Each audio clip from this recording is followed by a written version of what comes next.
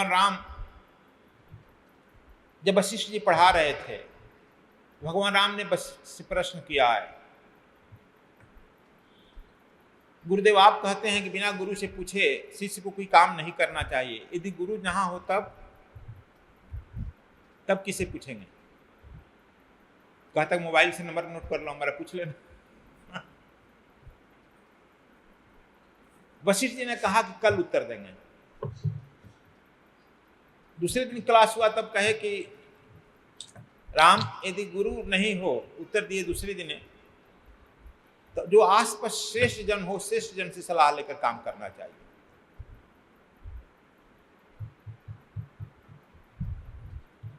कहे गुरु जी यही बात बताने के लिए आप रात भर का टाइम कहे लिए? कहा कि राम इस प्रश्न का उत्तर मैं असमर्थ हो गया था देने में। जानती हो ज्यादा शिक्षक जो होते हैं वो कोर्स का रटे रटावल प्रश्न करते हैं ना, वो कोर्स के अंदर ही विद्यार्थी प्रश्न करता है और कोर्स के अंदर ही वो रटा है शिक्षक भी। एक कोर्स होता है ना सीबीएसई का या इंजीनियरिंग कॉलेज, मेडिकल कॉलेज का जो आता है तो वो तैयारी करते हैं, इसी कोर्स के अंदर ना ही पूछा। यदि उस कोर्स से बाहर आ जाएगा तो हला करेगा विद्यार्थी, तो कोर्स से बाहर का प्रश्न आ गया तो वही शिक्षक भी रटा रहता है, वही विद्यार्थी। लेकिन कोई कोई विद्यार्थी ऐसा ही कोर्स से बाहर का भी प्रश्न कर देता है तो शिक्षक चौंक जाता है। अब क्या करे भाई उत्तर? इसका तो उत्तर मेरे पास नहीं है। तो कोर्स के बाहर प्रश्न कर दिए थे। भगवान राम ने पूछा कि आप इसी को उत्तर देने के लिए रात भर का समय क्यों लिया? कहा कि सच पूछो राम, यह तो कोर्स के बाहर का प्रश्न किया है, इसके उत्तर के लिए मैं तैयार नहीं था। रात्रि में अपनी पत्नी अरुंधति से मैं सलाह लिया तो उसने बताया कि जो आसपास के श्रेष्ठ जन है उसे पूछ लेना। कहा कि अच्छा गुरु जी आप भी अपनी पत्नी से सलाह लेते हैं? तो हाँ बेटा क्या करें, सच बोलेंगे ना, हम ब्राह्मण हैं, ब्राह्मण झूठ नहीं बोलता, सच बोलता है। अच्छा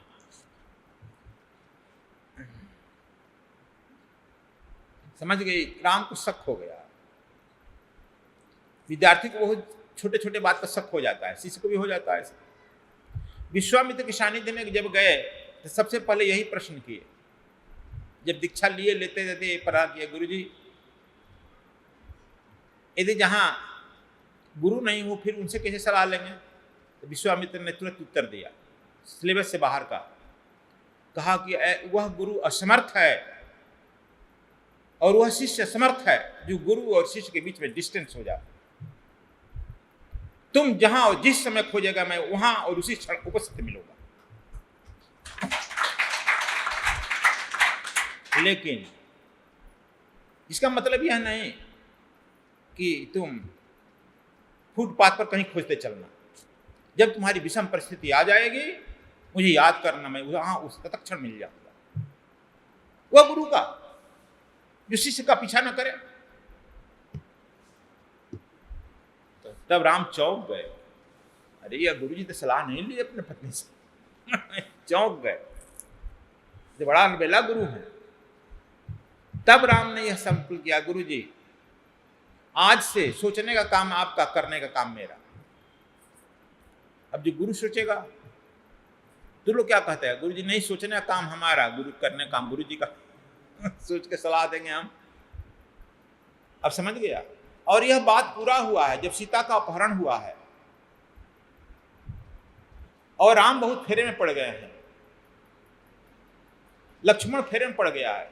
रात के अंधेरे में लक्ष्मण आकर राम के झोपड़ी में कहता है, भैया राम यह तलवार लीजिए और सर धड़ मेरा अलग करिए, मुझे दंडित करिए। कहा क्यों? कहा कि आपका आज्ञा था कि मत जाना, इनकी रखवाली करना, लेकिन मैं आपका आज्ञा का उल्लंघन किया हूं। उल्लंघन किया, राजा का कर्तव्य होता है कि दंड दे, और दंड दीजिए, आप मेरा सर धड़ अलग कर दीजिए। राम कहते हैं क्यों भाई लक्ष्मण, तुम ही तो एक मेरा छोटा भाई है, दुख सुख में मेरे साथ है, और तुम ही परीक्षा लेने लगा। हम दोनों ही यहीं पर एक दूसरे को मारने पीटने लगे, झगड़ने लगे तो हो गया। अभी तो अभियान बहुत पूरा है रे बच्चा। जाओ तुम अपने झुपड़ी में आराम करो, मुझे अपने आत्मस्थ होने दो। और राम उस रात में सो नहीं सके, रात में झोपड़ी में चलते रह के अब क्या होगा। और तब उन्हें अपने गुरु का स्मरण आया कि कहे थे कि अब संकट में पड़ गया तब गुरु की याद करो। अब इससे बड़ा संकट क्या होगा कि मैं जंगल में आया और सीता का अपहरण हो गया। हम दोनों भाई अब राक्षस लोग हम लोगों को भी विद्रोह करेगा। अब क्या होगा? ठीक 12 बजे रात्रि का अर्धरात्रि हुआ है, राम के आंख से आंसू आ रहा है, शरीर भरा हुआ है, सुबह यात्रा पर भी जाना है, यहां अपना कोई नहीं। अब इससे भी कोई संकट होगा? तुम लोगों को तो पैर में ठोकर लग जाती है तो घबरा जाते हो। तब देख रहे हैं कि उनके झोपड़ी से प्रकाश आ रहा है और धीरे धीरे वह प्रकाश विश्वामित्र के रूप में परिणित हो गया और राम दौड़कर उनके पैरों से लुट जाते हैं, अपने आंसू से पैर धो देते हैं। लेकिन विश्वामित्र टहलते हुए उस झोपड़ी में कहते हैं, क्यों राम,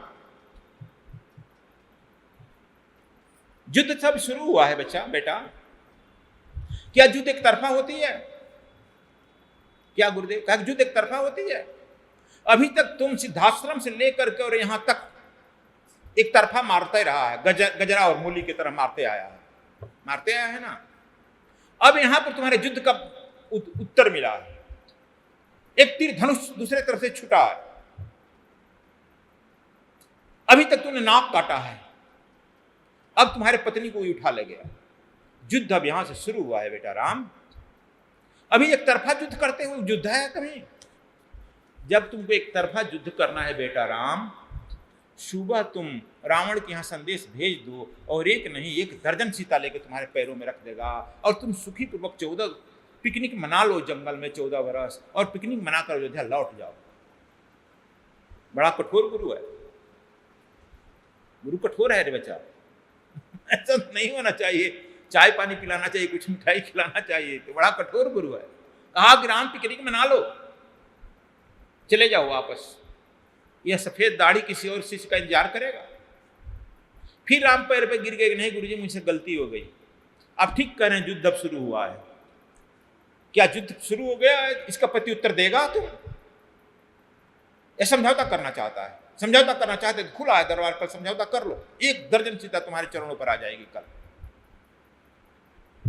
और उससे क्या अच्छा बेटा राम, सुपनेखिया तो खुद तुम्हें अपना पति बनाने आई थी और तू रावण का दामाद बनने वाला था। इससे भी अच्छा क्या हो सकता? तू तो चुक गया बेटा राम। देखो राम के अंदर जोश आ गया। कहा कि नहीं गुरुवर, मुझे क्षमा कर दीजिए, एक अवसर और दीजिए। यह राम जो है अब समझ गया युद्ध अब शुरू हुई है। मेरे भ्रम हो गया था कि उसी तरह से युद्ध एक तरफा मैं मारते चलूंगा। सेना में होती है एक तरफा। कहा कि नहीं, अब युद्ध शुरू हुआ है बेटा राम और युद्ध अंतिम परिणित पर जाएगी जहां सीता चली गई। युद्ध अंतिम परिणित लड़ी जाएगी वहां जहां सीता चली गई। उसके लिए तुझे तैयारी करनी है बेटा Ram. Are you ready for this? थोड़ा विश्वामित्र अंग्रेजी भी जानते थे, काशी उसी के थे ना, बक्सर के। तो श्री राम बोले, okay guruji, I am ready for this. They are, don't be worry. देखो यह जो है गुरु आज्ञा, यह समझ। जब शिष्य महान संघर्ष में पड़ जाता है, जब गुरु का काम कर रहा है अब फिर में पड़ जाता है, तो यह मत सोचो वह गुरु तत्क्षण वह प्रकट होगा, तुम्हारी समस्याओं का समाधान करेगा।